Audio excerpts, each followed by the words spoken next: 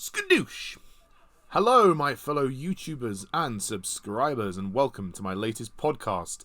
Sorry, it's been a while since the last one. I've had some personal issues to deal with, and my life has been a little bit busy, but thank you for your patience. So, today's review is the 2011 sequel to the hit Dreamworks animation film, Kung Fu Panda 2, released in 2011, directed by Jennifer Yu Nelson, released 3 years after the original entry. So, as explained last time, the reason for this review is, of course, to prepare for Kung Fu Panda 4, which is just released. So, let's get on with it. Po and his friends fight to stop a peacock villain from conquering China with a deadly new weapon. But first, the Dragon Warrior must come to terms with his past.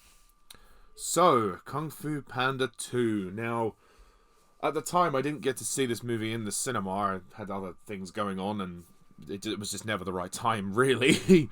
I never actually got to see either of the first two in the cinema, sadly. The Kung Fu Panda 3 was the first one I saw in the cinema.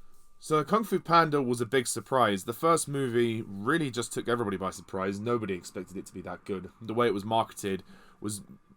we were misled to think that it was going to be very average or just under average.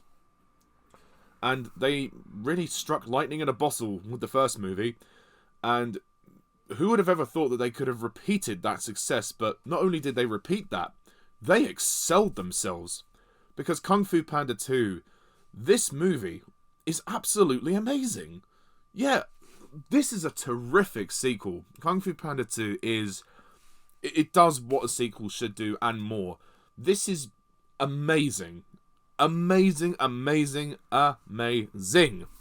I am so blown away by this movie. I've not seen it for a long time. It's one of the installments I've seen the least, actually, which is a bit weird, because it's actually probably my favourite entry of the series. I love this film. I really do. And what it does, not that the first movie didn't do this, but it does more than the first film, is add real emotional depth and emotional weight to the characters. Po goes on such a personal journey in this movie, and we really get into his past and how that connects with Lord Shen, the peacock. But Jack Black, I think, gives his best performance of the whole series, and I think it's his most emotional performance.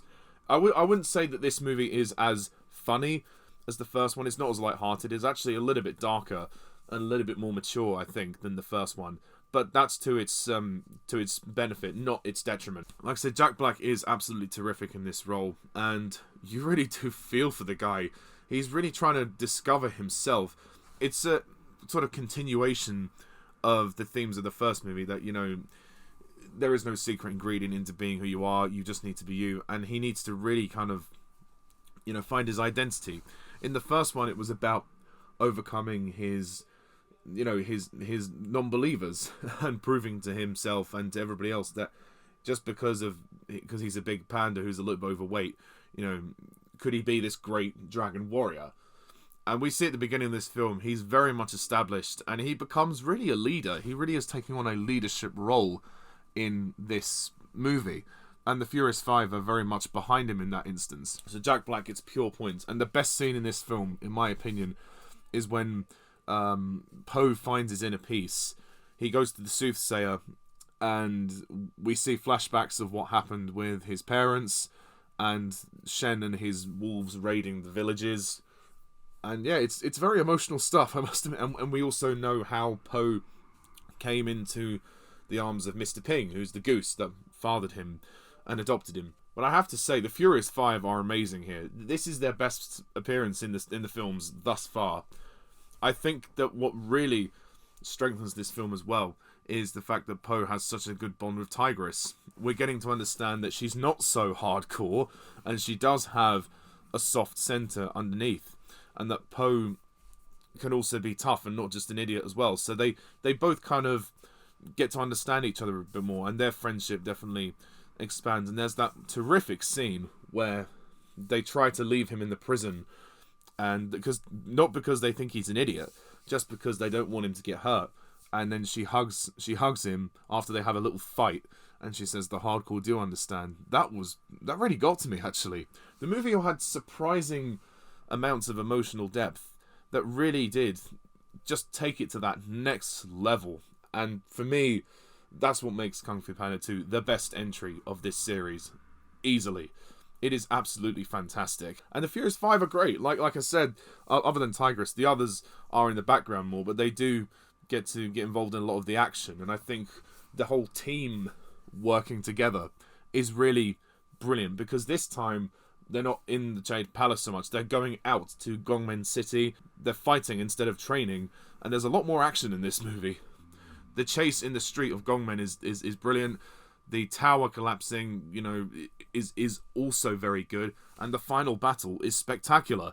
This has the best action of the series, easily. I mean, it's so epic. It's such a leap from the first movie. Not that the first film had bad action, of course it didn't, but it was a lot more intimate in scale, I think, than this one. You really do see the difference from Kung Fu Panda 1 to 2. And the music score by Hans Zimmer and John Powell is an absolute masterpiece. It just is. It just fits. It's so good. It is so good. And almost moves me to tears at some points of how emotional it really is.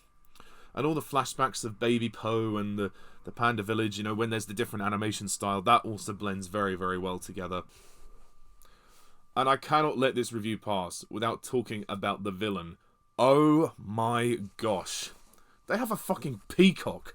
A peacock as the villain. He's so good. Gary Oldman voices Lord Shen, the peacock. I mean, how did they make a peacock scary?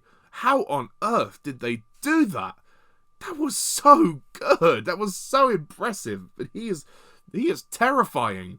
And he's this really nasty piece of work. He's just such a dark character.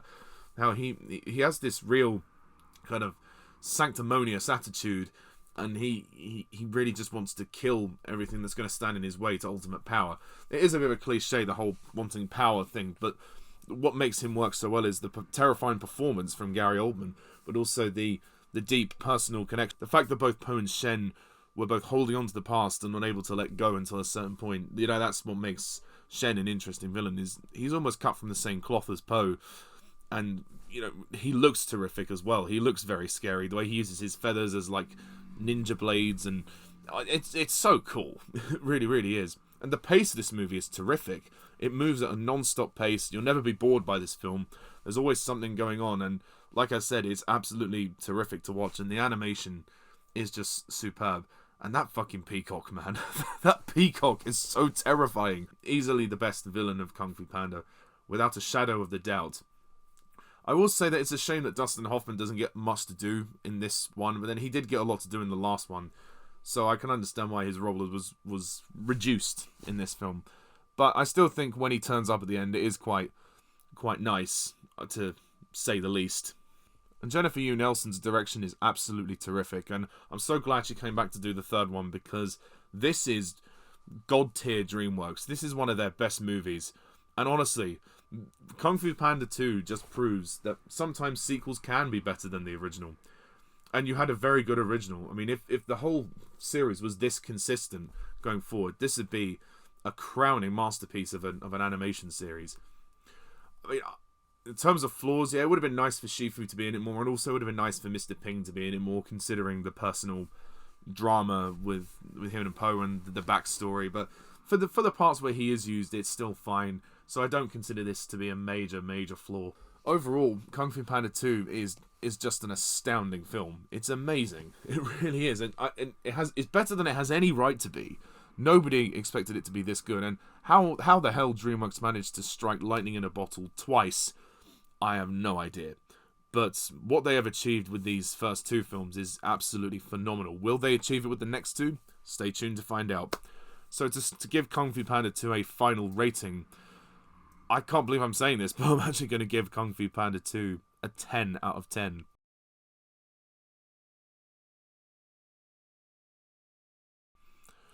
This is astounding. This is astoundingly good. What a terrific script as well. This script is brill. Absolutely brilliant. And I think that's what you need to do after the first film. You need to then bring in a more sentimental, personal connection and really get more into the roots of Po as a character. And I think they played it exactly right with this. And they didn't take away from the comedy as well. If anything, maybe that's it. The comedy, it's not as funny as the first one. There are a couple of chuckles, but I wouldn't say I laughed my arse off during this film. But it is a very good film, regardless. So, that's my review of Kung Fu Panda 2. What do you guys think of it? Please comment down below, let me know. Stay tuned next time when I review Kung Fu Panda 3. And until then, skadoosh.